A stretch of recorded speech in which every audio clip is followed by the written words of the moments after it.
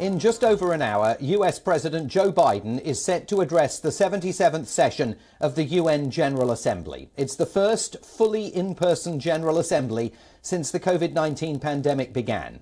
It is also the first time that world leaders have had a collective opportunity to meet since the Russian invasion of Ukraine got underway in February. The White House National Security Advisor says the speech will describe Joe Biden's vision for an American foreign policy and will include a firm rebuke of Russia's unjust war on Ukraine. The speech will come just hours after Russian President Vladimir Putin announced a partial mobilization of additional troops and again threatened to use nuclear weapons. President Biden may also address ideas to reform the UN Security Council.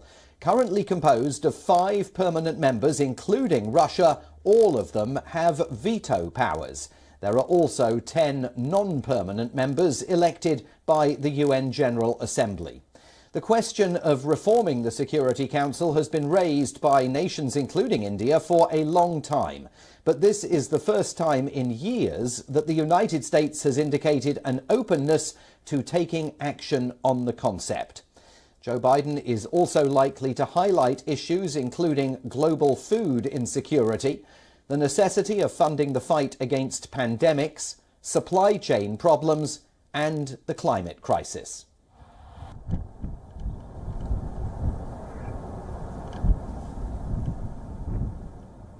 For more on all of this, we cross once again live today to our correspondent in New York, Susan Tehrani, covering the United Nations General Assembly for WION. And Susan, President Biden's speech might perhaps be getting a bit of a fast rewrite in New York this morning following those moves announced overnight here in the United States by President Vladimir Putin.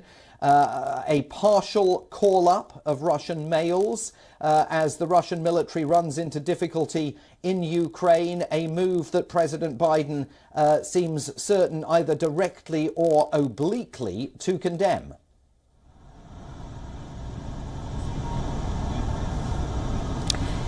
Absolutely. As we know, Simon, President Biden really comes here to rally support for what he calls really a condemnation not only for Russia, but a support for the international world order as he sees it, and democracy against autocracy, but also he wants to defend the support that he's been giving Ukraine as it makes advances on the battlefield. And as we're seeing right now with what's happening with Russia, I think the president really is in a position to make that call. But the challenge is, while he does have support from many countries, ultimately will he be able to garner more support from other countries, those countries that have remained neutral or silent or have been weary of coming on the West sides because they have economic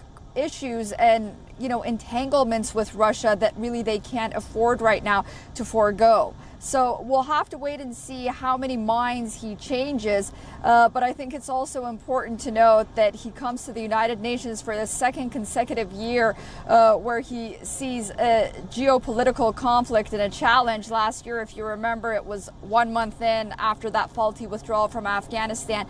And again this year with the conflict in Ukraine. Susan, let's talk about this issue of Security Council reform. I mean, it seems to me like for almost as long as I've been alive, there's been a conversation about the need to reform the Security Council. But yesterday, Jake Sullivan, the National Security Advisor at the White House, indicated that that is now a conversation that President Biden might be willing to have. So where does that conversation go? Because it's not going to be an easy task, is it?